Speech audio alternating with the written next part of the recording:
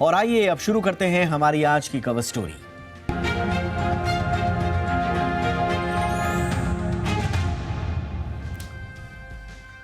Global hunger index जारी हुआ है और एक बार फिर इसने भारत की नाराजगी मोल ले ली है। इसमें भारत को 125 देशों की सूची में 111वां स्थान दिया है। यही नहीं, भारत को पड़ोसी देशों पाकिस्तान, नेपाल और बांग्लादेश से भी पीछे बताया है। लेकिन भारत ने इस इंडेक्स को सिरे से खारिज कर दिया। आखिर ग्लोबल हंगर इंडेक्स में इस बार क्या क्या है, कौन कौन से देश इसमें किस किस पोजीशन पर हैं, उनका आधार क्या है, पहले ये रिपोर्ट देखिए, उसके बाद इस पर हम आगे की चर्चा करेंगे।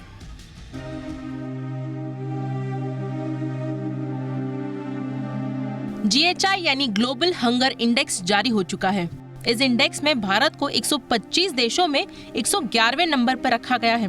भारत को 28.7 GHI स्कोर के साथ भुखमरी के मामले में गंभीर स्थिति वाला देश बताया गया है।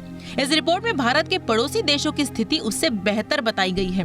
हंगर इंडेक्स की लिस्ट में पाकिस्तान की रैंकिंग 102, बांग्लादेश की 81, नेपाल की 69 और श्रीलंका की 60वें पायदान दिखाया गया है। इस रिपोर्ट के मुताबिक पूरे दक्षिण एशिया में भारत सिर्फ अफगानिस्तान से ऊपर है। तालिबान शासित अफगानिस्तान सूची में 114वें स्थान पर है। इससे पहले 2022 में 121 देशों की लिस्ट में भारत को 107वें पायदान पर रखा गया था, जबकि साल 2021 में भारत को 101वां रैंक दिया गया था। अब ये भी जान लीजिए ग्लोबल हंगर इंडेक्स क्या है। दरअसल ये किसी भी देश में भुखमरी की स्थिति को बताता है। इस लिस्ट को हर साल कंसर्न वर्ल्ड वाइड और वर्ल्ड हंगर हेल्प नाम की यूरोपियन एनजीओ तैयार करती है। दुनिया भर के अलग अलग देशों में 4 पैमानों का आकलन करने के बाद इंडेक्स को तैयार किया जाता है, जिसमें under nourishment, child mortality, child wasting और चाइल्ड स्टंटिंग शामिल है। इन 4 कैटेगरियों में क्या क्या शामिल है, इसे भी समझ लीजिए। पहला, अंडर नरिशमेंट। अंडर नरिशमेंट यानी एक स्वस्थ व्यक्ति को दिन भर के लिए जरूरी कैलोरी नहीं मिलना। दूसरा, चाइल्ड मोर्टेलिटी। चाइल्ड मोर्टेलिटी का मतलब हर 1000 जन्म पर ऐसे बच्चों की संख्या जिनकी मौत जन्म के 5 साल से पहले हो जाती है। तीसरे नंबर पर आता है चाइल्ड वेस्टिंग। इस कैटेगरी में बच्चा अपनी उम्र के हिसाब से बहुत दुबला या कमजोर होता है। चौथी कैटेगरी में चाइल्ड स्टंटिंग आता है, जिसका मतलब ऐसे बच्चे जिनकी हाइट उम्र के लिहाज से कम हो। इन सभी कैटेगरियों में 100 पॉइंट का स्टैंडर्ड स्कोर दिया जाता है।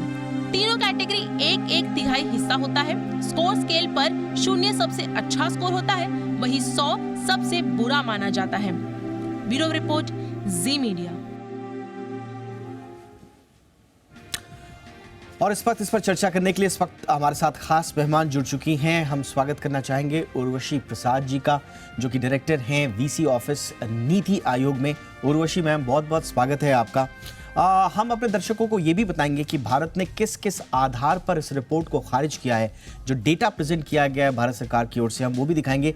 लेकिन पहले मैम आपकी टिप्पणी, क्योंकि ये कोई पहला एक तरह से टसल नहीं है या भारत की तरफ से खारिज करने का ये कोई पहला वाकया नहीं है। ऐसे पहले की रिपोर्ट्स भी खारिज की गई हैं और कमोबेश वही हवाले दिए गए हैं कि एक तो आपका डेटा इनसफिशिएंट है और दूसरा ये बायस्ड है। इस पर आपकी प्रतिक्रिया मैम? जी, ये बल्कि जैसा आपने कहा, ये कोई नई बात नहीं है। मैं तो काफ़ी सालों से बल्कि इस इंडेक्स को ट्रैक कर रही हूँ, क्योंकि मैं हेल्थ और न्यूट्रिशन में ही काम करती हूँ, तो ये मेरा सेक्टर भी है। तो सबसे पहले तो इसमें जो समस्या है कि नाम में ही एक तरह से समस्या है, क्योंकि ये कहते हैं नाम जो इंडेक्स का है कि वो ग्लोबल हंगर इंडेक्स है, लेकिन जो ज़्यादातर आपने कहा जैसे 4 इसमें इंडिकेटर हैं, तो उसमें 3 4 में से तो वो बच्चों के स्वास्थ्य से डायरेक्टली रिलेटेड हैं।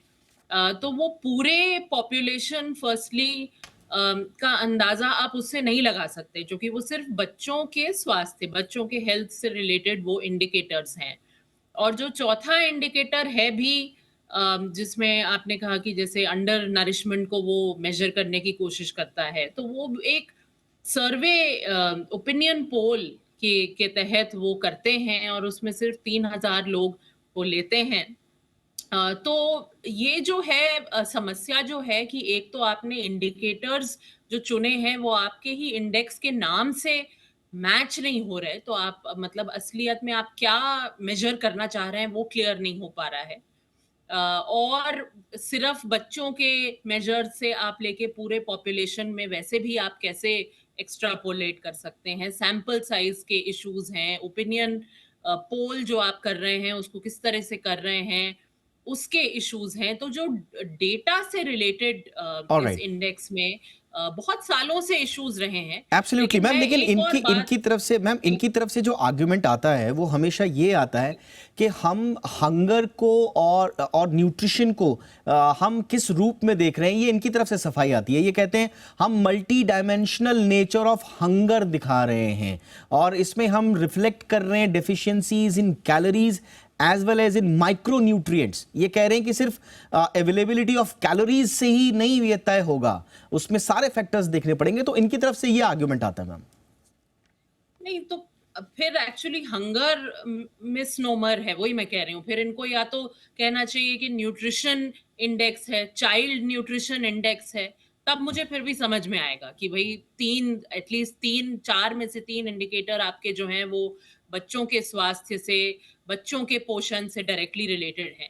तो ये एक इशू है, बट वो मैंने कहा कि वो तो एक ही बात है कि जो इसकी पोजिशनिंग है उसमें समस्या आती है, लेकिन जो मेजरमेंट का तरीका है उस पे जो मैंने जो सवाल उठ जाते हैं, और आप ये किसी स्टेटिस्टिकल व्यक्ति से भी बात करेंगे, और मैंने तो कई हमारे जो स्टेटिस्टिकल एक्सपर्ट्स हैं उनसे भी बात की, तो वो यही कहते हैं कि आप अगर इस तरह का डेटा लेते हैं कि जहां आप एक ओपिनियन पोल के बेसिस पे 3000 लोगों के आप उसका पूरे देश, भारत जैसे देश का एक आंकलन लगा रहे हैं उससे, तो वो बहुत ही एक ट्रिकी तरीका है उसको करने का। और उसमें तो तरह तरह की वेरिएबिलिटी आ सकती है, साल दर साल जब आप उसको मेजर करेंगे जी। तो उसमें कंसिस्टेंसी बनाए रखना बहुत मुश्किल है।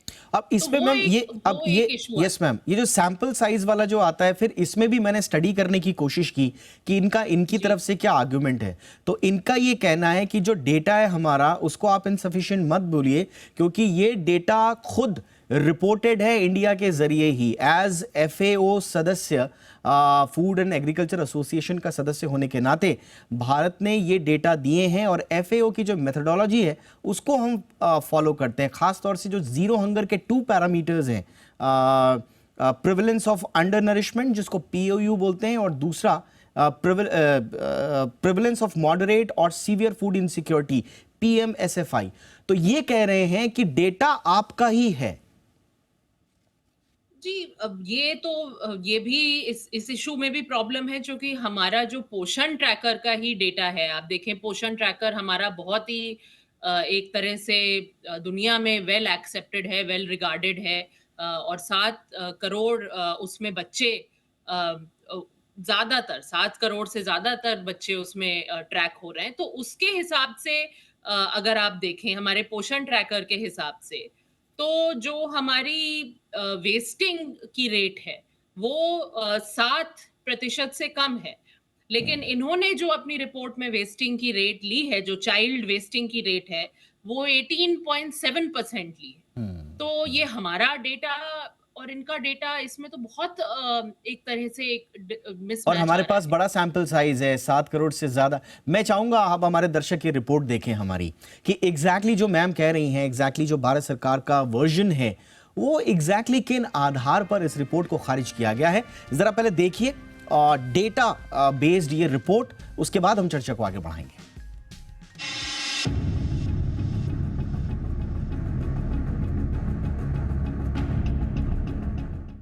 ग्लोबल हंगर इंडेक्स की रिपोर्ट में भारत को लगातार तीसरी बार खराब नंबर दिए गए हैं। इस रिपोर्ट में भारत को भुखमरी वाला देश बताया गया है। भारत सरकार ने इस रिपोर्ट को गलत और भ्रामक बताया है। महिला एवं बाल विकास मंत्रालय का कहना है कि ग्लोबल हंगर इंडेक्स भारत की वास्तविक स्थिति को दर्शाता ही नहीं है।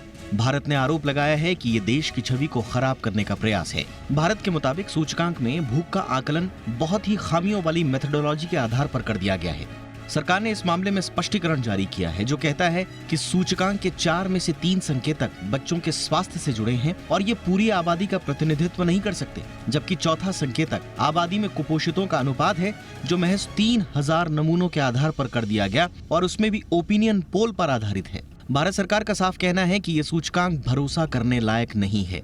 मंत्रालय ने सूचकांक में जारी किए गए डेटा को भी भ्रामक बताया और अपने खुद के डेटा जारी किए हैं। मंत्रालय के मुताबिक पोषण ट्रैकर पर 5 साल तक के बच्चों के आंकड़े अपलोड किए जा रहे हैं और इसमें बच्चों के आंकड़े लगातार बढ़ रहे हैं। अप्रैल 2023 में ये 6.34 करोड़ थे और सितंबर 2023 में ये बढ़कर 7.27 करोड़ हो गए। यानी भारत सरकार के पास अच्छा खासा सैंपल साइज है। मंत्रालय ने बयान में कहा है कि पोषण ट्रैकर पर हर महीने के आंकड़ों को देखें तो चाइल्ड वेस्टिंग का प्रतिशत लगातार 7.2% से नीचे है, जबकि वैश्विक भूख सूचकांक 2023 में चाइल्ड वेस्टिंग 18.7% बता दी गई। मंत्रालय ने आगे कहा कि वेस्टिंग हो या स्टंटिंग, ये दोनों कई पहलुओं के जटिल मेल पर निर्भर करते हैं। इसमें भूख के अलावा स्वच्छता, अनुवांशिकी, पर्यावरण और खाद्य सामग्री शामिल है। यही नहीं, मंत्रालय का कहना है कि चौथा संकेतक यानी बाल मृत्यु दर में ऐसा कोई सबूत नहीं है जिससे यह साबित हो सके कि बच्चों की मौत के पीछे का कारण आखिरकार भूख ही है। मंत्रालय ने साफ कहा है कि यूनिसेफ, WHO और विश्व बैंक जैसे कई प्रमुख अंतर्राष्ट्रीय संगठनों ने पोषण ट्रैकर को न्यूट्रिशन के क्षेत्र में गेम चेंजर के रूप में स्वीकार किया है। ऐसे में साफ है कि ग्लोबल हंगर इंडेक्स सही स्थिति को बयान नहीं करता और भारत को दुर्भावना से लिस्ट में निचले पायदानों में दर्शाया जाता है। ब्यूरो रिपोर्ट, जी मीडिया। अब यहाँ पे भारत सरकार का पक्ष बहुत मजबूत नजर आता है और उसको सपोर्ट करने वाले कुछ डेटा और भी हैं। 15 साल में 41 करोड़ लोग गरीबी से निकाले भारत ने, बाकायदा यूएन ने तारीफ की थी, अभी कुछ दिन पहले आई थी। इसके अलावा 2022 में एक रिपोर्ट जारी की गई थी जिसमें अंडर नरिश्ड यानी कि अल्प पोषितों की संख्या जो है उसके भी डेटा दिए गए थे। 15 सालों में ये घटकर 22 करोड़ के आसपास रह गई। 2004 में ये 24 करोड़ से ज्यादा थी, 25 करोड़ के आसपास थी, तो 2-3 करोड़ आपने इनको भी हटाए। इसके अलावा इंपॉर्टेंटली इनको जारी कौन करता है? ये जो यूएन ने बार बार तारीफ की है भारत की, इनको जारी करने वालों में आप देखिए फूड एंड एग्रीकल्चर ऑर्गेनाइजेशन है, FAO जिसका हम जिक्र कर रहे हैं, international fund for agriculture development है, IFAD है, यूनिसेफ है, WFP है, वर्ल्ड फूड प्रोग्राम और वर्ल्ड हेल्थ ऑर्गेनाइजेशन। तो इतनी सारी संस्थाएं इन डेटा को अगर जारी करती हैं, उसके बाद ग्लोबल हंगर इंडेक्स का ये डेटा, तो थोड़ा सा स्वाभाविक रूप से इसमें भारत का रोष सामने आना बाकी है। लेकिन मैम ये डेटा अलग हैं, लेकिन उसके बावजूद क्या हम ये माने कि चुनौतियां पूरी तरह से खत्म हो चुकी हैं, चाहे वो स्टंटिंग पे हो, चाहे वो वेस्टिंग पे हो? और इम्पॉर्टेंटली एक जो डेटा मुझे लगता है कि भारत सरकार भी उसको स्वीकार करती है, यूएन की रिपोर्ट में भी उसको कहा गया, और वो है वुमेन जो कि एनेमिक वुमेन है, उनकी संख्या में अभी कोई ऐसा परिवर्तन नहीं आया है कि हम सुकून से बैठ सकें। जी, नहीं तो बिल्कुल, बल्कि ये तो मैं शुरू में ही कहना चाहती थी, क्योंकि क्या होता है कि जब हम लोग ऐसे इंडेक्स की मेथोडोलॉजी में जो बहुत जेन्युइन इश्यूज हैं उनको निकालते हैं, तो लोग यही उल्टा हमारी तरफ कहते हैं कि भाई आप के देश में तो बहुत समस्या है, आप कैसे बोल सकते हैं कि नहीं है। तो ये कहीं से हम नहीं कह रहे कि जो मैल न्यूट्रिशन है या कुपोषण है, ये तो हमारे देश में इतने सालों से ये समस्या रही है, और इसीलिए सरकार ने इतने सारे बड़े-बड़े प्रोग्राम, जो आप सरकार के फ्लैगशिप प्रोग्राम्स देखेंगे, पोषण अभियान देखेंगे, बहुत से और प्रोग्राम, अनीमिया मुक्त भारत, आपने अनीमिया की बात की, तो इसीलिए ये प्रोग्राम लाए गए हैं। क्योंकि हम समझते हैं कि हमारे देश में ये है समस्या, लेकिन उसका आकलन सही तरीके से करना और जो हम प्रोग्रेस कर रहे हैं उसको भी सही तरह से रिप्रेजेंट करना बहुत जरूरी है, क्योंकि हर समय यही एक नैरेटिव रखना कि हमारे यहाँ कोई प्रोग्रेस नहीं हो रहा और हम तो बल्कि बद से बदतर होते जा रहे हैं, ये भी सही नहीं है। तो प्रॉब्लम जरूर है, उसके लिए प्रोग्राम्स भी बहुत सारे लॉन्च हुए हैं, उनके इम्प्लीमेंटेशन पे बहुत जोर दिया जा रहा है, टेक्नोलॉजी के यूज पे बहुत जोर दिया जा रहा है पोषण में, क्योंकि कोविड, हम सब जानते हैं कि कोविड से हर सेक्टर को एक तरह से सेटबैक हुआ है, चाहे वो स्वास्थ्य का हो, पोषण का हो, कोई भी सेक्टर हो। तो उसमें टेक्नोलॉजी कैसे हमने यूज करके लोगों तक पोषण पहुंचाया, राशन कितना लोगों तक सरकार ने पहुंचाया, अभी तक वो पहुंच रहा है लोगों तक। तो ये बहुत बड़ा फोकस है सरकार के लिए, इसमें कोई दो राय नहीं है। मैम इस लेकिन तरह हम बस ये कहना चाहते हैं कि जो प्रोग्रेस है उसका मेजरमेंट मेजर एक्यूरेट होना एब्सोल्युटली चाहिए। एक्यूरेसी से हो। मैम थोड़ा सा हमें बताएं पॉलिसी लेवल पर, क्योंकि आप नीति आयोग से जुड़ी हैं, बड़ा इंपॉर्टेंट ऑफिस आप हैंडल कर रही हैं। एक तरफ हम देखते हैं ग्लोबल डेटा है, हम खुद देखते हैं कि भारत सरकार तमाम प्रयास कर रही है, आज से नहीं बहुत पहले से ये प्रयास चल रहे हैं। 82 करोड़ लोगों तक तो हम डेली का राशन पहुंचा रहे हैं।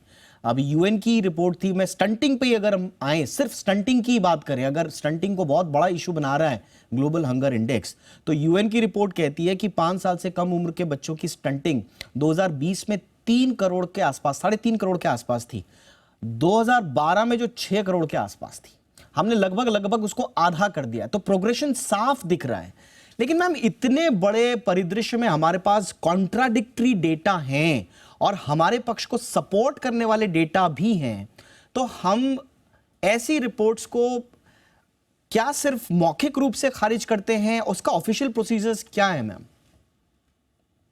नहीं, देखिए, हम अपने डेटा को सबसे ज्यादा रोबस्ट रिलायबल मानते हैं, और वो है भी। और हमारे जो बड़े बड़े सर्वेज भी हैं, चाहे एनएफएचएस है, चाहे कोई भी और हमारे सर्वेज हैं, वो भी दुनिया में रिगार्डेड हैं कि हम इस स्केल पे और इतने अच्छे तरह से उन सर्वेज को कंडक्ट करते हैं।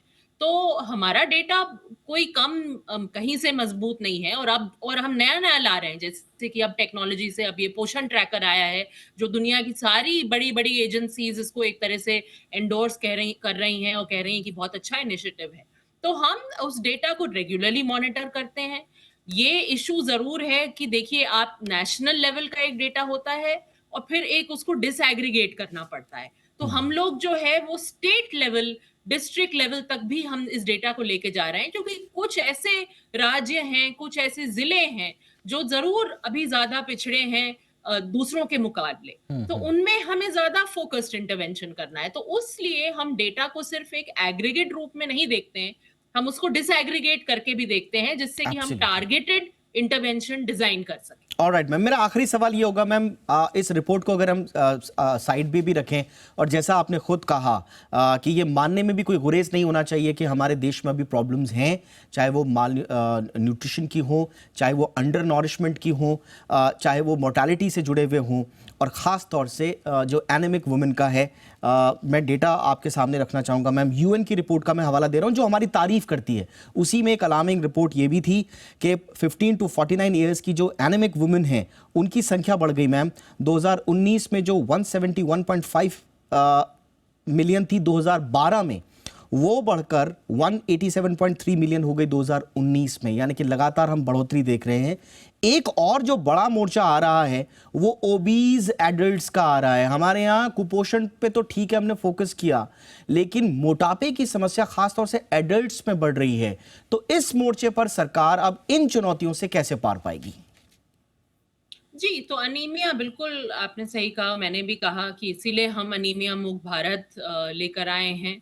और सबसे हमारे ऊपर लेवल से प्रधानमंत्री जी ने खुद इन इन विषयों के बारे में अपने विचार पूरे देश के सामने रखे हैं कि कितना इम्पोर्टेंट है कि अगर हमारा देश विकसित भारत बनना है तो हमें ये सारे इश्यूज को टैकल करना है। तो वो जरूर, मैं कहूंगी कि गवर्नमेंट के एजेंडा पे बहुत हाई है, उसमें कोई शक नहीं है।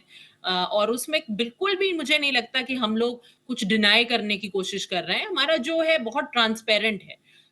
तो वो अनीमिया डेफिनेटली एक इशू है। लेकिन एक बात मैं और आपके दर्शकों के लिए इसमें ये बता दूं कि ये सिर्फ न्यूट्रिशन या सिर्फ हेल्थ से रिलेटेड नहीं है। जो कि अपना गवर्नमेंट ऑफ इंडिया ने जो ऑफिशियल वो इसमें अपना व्यू रखा है, उसमें भी कहा है कि ये मल्टी सेक्टोरल इशू है। तो हम भी इसको पॉलिसी की तरफ से मल्टी सेक्टोरल वे में टैकल करने की कोशिश कर रहे हैं। आपने ओबेसिटी की बात की, इसीलिए हम मिलेट्स पे इतना जोर कर रहे हैं। ये साल तो मनाया भी गया है इंटरनेशनल ईयर ऑफ मिलेट्स, और वो इंडिया की पहल की वजह से हुआ है। और हम क्यों इतना मिलेट्स पे जोर डाल रहे हैं? क्योंकि वो बहुत ही एक हेल्दी ग्रेन है, उससे इस तरह के इश्यूज, ओबेसिटी, ओवरवेट, ये भी टैकल होगा।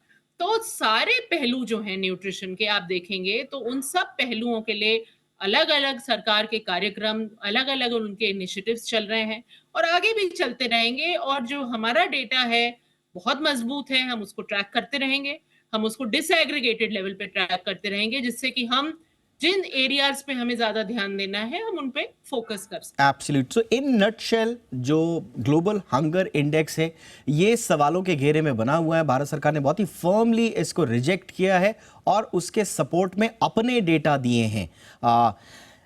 जहाँ तक बात है हमारे देश में अंदरूनी जो प्रॉब्लम्स हैं कुपोषण को लेकर, अल्पपोषण को लेकर, ये बने हुए हैं और इसको सरकार भी डिनाई नहीं कर रही है।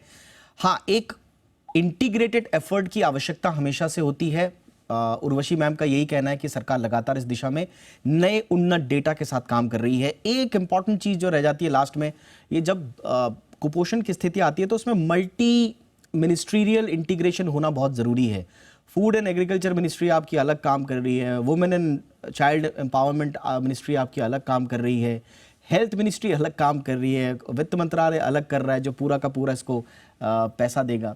तो कई बार ऐसा लगता है कि चीज़ें बिखराव में हैं, लेकिन आई एम श्योर इस पे सरकार ऑलरेडी काम कर रही है और एक इंटीग्रेटेड अप्रोच ज़रूर दिखेगी।